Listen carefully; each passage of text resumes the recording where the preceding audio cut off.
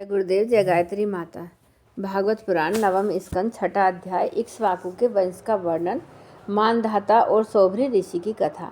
श्री सुखदेव जी कहते हैं, परीक्षित अम्बरीश के 3 पुत्र थे, विरूप, केतुमान और शंभु। विरूप से पृषुदश्म और उसका पुत्र रथितर हुआ।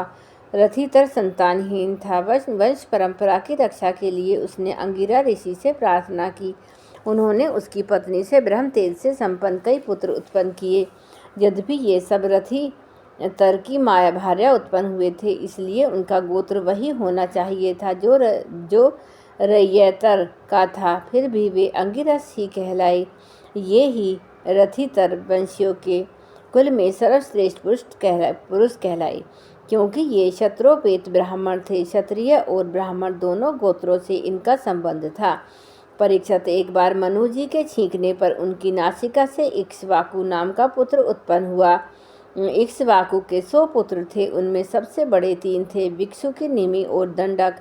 परीक्षित, इनमें से छोटे 25 पुत्र आर्याव्रत के पूर्व भाग के, 25 और पश्चिम भाग के तथा उपयुक्त 3 मध्य भाग के अधिपति हुए। शेष 47 दक्षिण आदि अन्य प्रांतों के अधिपति हुए। एक बार राजा इक्ष्वाकु ने अष्टका श्राद्ध के समय अपने बड़े पुत्र को आज्ञा दी, भिक्षु के शीघ्र ही जाकर श्राद्ध के योग्य पवित्र पशुओं का मांस लाओ। वीर भिक्षुकी ने बहुत अच्छा कहकर वन की यात्रा की। वहां उसके श्राद्ध के योग्य बहुत से पशुओं का शिकार किया। वह थक तो गया ही था, भूख भी लग आई थी, इसलिए यह बात भूल गया कि श्राद्ध के लिए मारे हुए पशु को स्वयं न खाना चाहिए। उसने एक खरगोश खा लिया। भिक्षुकी ने बचा हुआ मांस लाकर अपने पिता को दिया। इक्ष्वाकु ने अब उसने गुरु से उसे प्रोक्षण करने के लिए कहा। तब गुरुजी ने बताया कि यह मांस तो दूषित एवं श्राद्ध के अयोग्य है। परीक्षित, गुरुजी के कहने पर इक्ष्वाकु को अपने पुत्र की करतूत का पता चल गया। उन्होंने शास्त्रीय विधि का उल्लंघन करने वाले पुत्र को क्रोधवश अपने देश से निकाल दिया। तदंतर राजा इक्ष्वाकु ने अपने गुरुदेव वशिष्ठ से ज्ञान विषयक चर्चा की। फिर योग के द्वारा शरीर का परित्याग करके उन्होंने परम पद प्राप्त किया। पिता का देहांत हो जाने पर भिक्षुकी अपनी राजधानी में लौट आया और इस पृथ्वी का शासन करने लगा। उसने बड़े यज्ञों से भगवान की आराधना की और संसार में दशारथ के नाम से प्रसिद्ध हुआ। भिक्षुकी के पुत्र का नाम था पुरुजय। उसी को कोई इंद्रवाह और कोई कुकुत्स कहते हैं। जिन कर्मों के कारण उसके ये नाम पड़े थे उन्हें सुनो। सत्ययुग के अंत में देवताओं का दानवों के साथ घोर संग्राम हुआ था। उसमें सब के सब देवता दैत्यों से हार गए। तब उन्होंने वीर पुरंजय की सहायता के लिए अपना मित्र बनाया।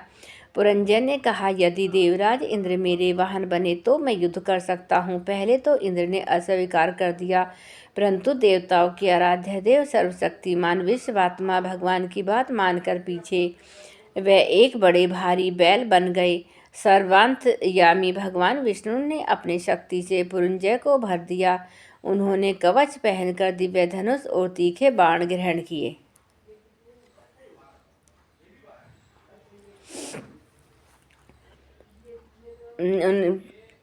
इसके बाद बैल पर चढ़कर वे कुकुद के पास बैठ गए। जब इस प्रकार वे युद्ध के लिए तत्पर हुए, तब देवता उनकी स्तुति करने लगे। देवताओं को साथ लेकर उन्होंने पश्चिम की ओर से दैत्यों का नगर घेर लिया। वीर पुरंजय का दैत्यों के साथ अत्यंत रोमांचकारी घोर संग्राम हुआ। युद्ध में जो जो दैत्य उनके सामने आए, पुरंजय बाणों के द्वारा उन्हें यमराज के हवाले कर दिया। उनके बाणों की वर्षा क्या थी, प्रलय काल की धधकती हुई आग थी। जो भी उसके सामने आता छिन्न भिन्न हो जाता। दैत्यों का साहस बढ़ जाता रहा। वे रणभूमि छोड़कर अपने अपने घरों में घुस गए। पुरंजय ने उनका नगर, धन और ऐश्वर्य सब कुछ जीतकर इंद्र को दे दिया। इसी से उस राज ऋषि को पुर जीतने का कारण पुरंजय, इंद्र को वाहन बनाने के कारण इंद्रवाह और बैल के कुकुद पर बैठने के कारण कुकुत्स कहा गया। पुरंजय का पुत्र था अनेना, उसका पुत्र पृथु हुआ। पृथु के विश्ववृद्धि, इसके चंद्र और चंद्र के यवुनाशु के पुत्र हुए शाश्वत, जिन्होंने शाश्वती बरसाई। शाश्वत के बृहदर्षभ और उसके कुल कुलयास हुए। ये बड़े बली थे। इन्होंने उत्तंक ऋषि को प्रसन्न करने के लिए अपने 21,000 पुत्रों को साथ लेकर धुंधुक नामक दैत्य का वध किया। इसी से उनका नाम हुआ धुंधुमार। धुंधु दैत्य के मुख की आग से उनके सब पुत्र जल गए। केवल 3 ही बचे रहे थे। परीक्षित बचे हुए पुत्रों के नाम थे धृतराष्ट्र, कपिलाश और भद्राश।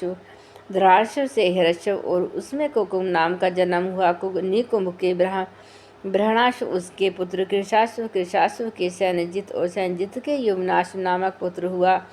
युवनाश संतानहीन था, इसलिए वह बहुत दुखी होकर अपनी 100 स्त्रियों के साथ वन में चला गया। वहाँ ऋषियों ने बड़ी कृपा करके युवनाश के पुत्र प्राप्ति के लिए बड़ी एकाग्रता के साथ इंद्र देवता का यज्ञ कराया। एक दिन राजा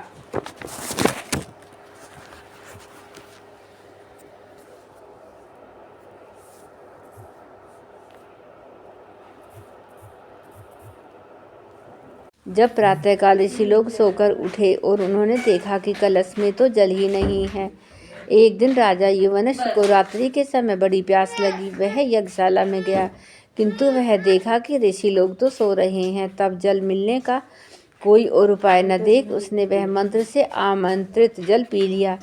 परीक्षित, जब प्रातःकाल ऋषि लोग सोकर उठे और उन्होंने देखा कि कलश में तो जल ही नहीं है, तब उन्हें लोगों ने पूछा कि यह किसका काम है? पुत्र उत्पन्न करने वाला जल किसने पी लिया? अंत में जब उन्हें यह मालूम हुआ कि भगवान की प्रेरणा से राजा युवनाश ने ही उस जल को पी लिया है, तो उन लोगों ने भगवान के चरणों में नमस्कार किया और कहा, धन्य है, भगवान का बल ही वास्तव में बल है।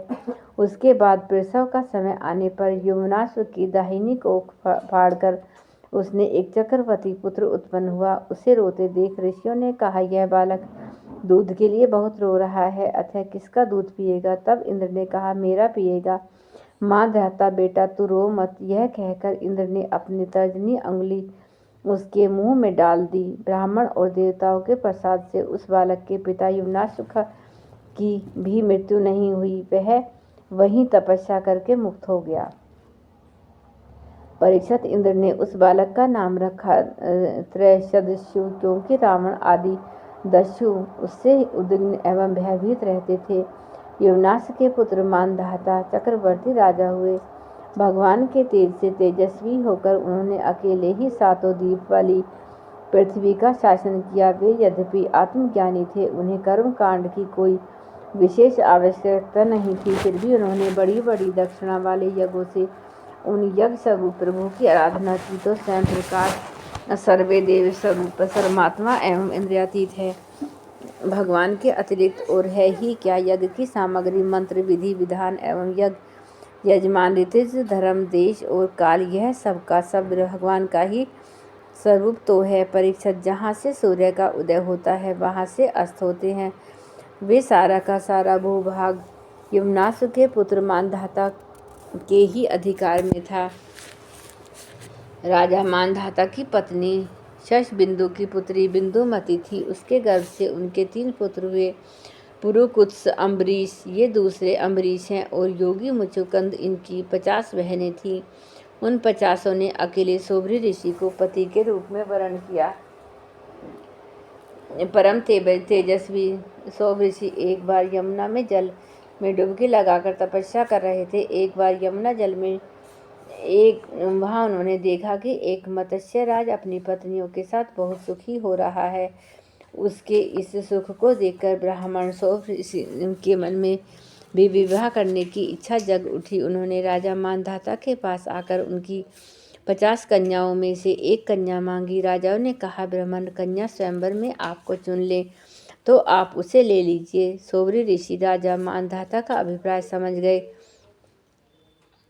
उन्होंने सोचा कि राजा ने इसलिए मुझे ऐसा सूखा जवाब दिया है कि अब मैं बूढ़ा हो गया हूँ, शरीर में झुर्रियाँ पड़ गई हैं और बाल पक गए हैं, सिर कांपने लगा है। अब कोई स्त्री मुझे प्रेम नहीं कर सकती। अच्छी बात है, मैं अपने को ऐसा सुंदर बनाऊंगा कि राजकन्याएं तो क्या, देवांगनाएं भी मेरे लिए लालायित हो जाएंगी। ऐसा सोचकर समस्त सोबरी जी ने वैसा ही किया। फिर क्या था, अंतःपुर के रक्षक ने सोबरी मुनि को कन्याओं के सजे सजाए महल में पहुंचा दिया। फिर तो उन 50 कन्याओं ने एक सोबरी को ही अपना पति चुन लिया।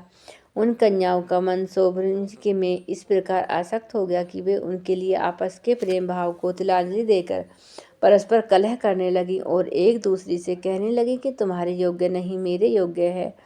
ऋग्वेदी शोभरी ने उन्हीं सभी का पानी ग्रहण कर लिया। वे अपनी अपार तपस्या के प्रभाव से बहुमूल्य सामग्रियों से सुसज्जित अनेकों उपवन और निर्मल जल से परिपूर्ण सरोवरों से युक्त सौगंधिक पुष्पों के बगीचों से घिरे महलों में बहुमूल्य शैया, आसन, वस्त्र, आभूषण, स्नान, अनुलेपन, सुस्वादु भोजन और पुष्प मालाओं के द्वारा अपनी पत्नियों के साथ विहार करने लगे।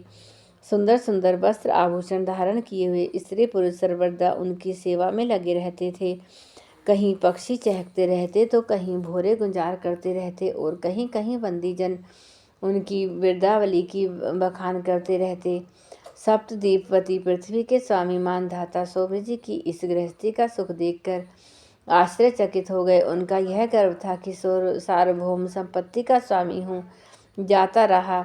इस प्रकार शोभरी जी की गृहस्थी के सुख में रम गए और अपनी निरोग इंद्रियों से अनेकों विषयों का सेवन करते रहे। फिर भी जैसे घी की बूंदों से आग तृप्त नहीं होती, वैसे ही उन्हें संतोष नहीं हुआ। मृगा वेदाचार्य शोभरी जी एक दिन स्वस्थ चित्त से बैठे हुए थे। उस समय उन्होंने देखा कि मत्स्य राज के क्षण भर के संग में से मैं किस प्रकार अपनी तपस्या तथा अपना आप तक खो बैठा। वे सोचने लगे कि अरे, मैं तो बड़ा तपस्वी था, मैंने भली भांति अपने व्रतों का अनुष्ठान भी किया था। मेरा यह अधपतन तो देखो, मैंने दीर्घ काल से अपने ब्रह्म तेज को अक्षुण्ण रखा था, परंतु जल के भीतर विहार करती हुई एक मछली के संसर्ग से मेरा वह ब्रह्म तेज नष्ट हो गया। अतः जिस मोक्ष की इच्छा है, उस पुरुष को चाहिए कि वह भोगी प्राणियों का संग सर्वथा छोड़ दे और एक क्षण के लिए अपनी इंद्रियों को बहिर्मुख न होने दे, अकेला ही रहे और एकांत में अपने चित्त को सर्वशक्तिमान भगवान में ही लगा दे। यदि संग करने की आवश्यकता ही हो तो भगवान के अन्य प्रेमी निष्ठावान महात्माओं का संग करें। मैं पहले एकांत में तपस्या में संलग्न था, फिर मछली का संग होने से विवाह करके 50 हो गया और संतानों के रूप में 5000। इस विषयों में सत्य बुद्धि होने से माया के गुणों ने मेरी बुद्धि हर ली।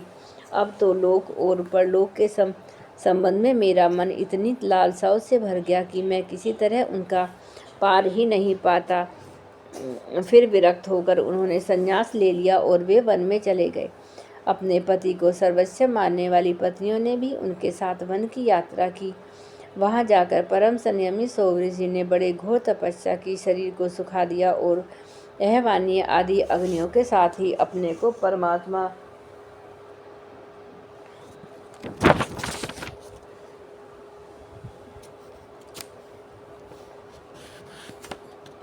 में लीन कर दिया। परीक्षित उनकी पत्नियों ने जब अपने पति सोमऋषि मुनि की आध्यात्मिक गति देखी, जब जैसे ज्वालाएं शांत अग्नि में लीन हो जाती हैं, वैसे ही हो गईं। उनके प्रभाव से सती होकर उन्हीं में लीन हो गईं और उन्हीं की गति को प्राप्त हुई। जय गुरुदेव, जय गायत्री माता।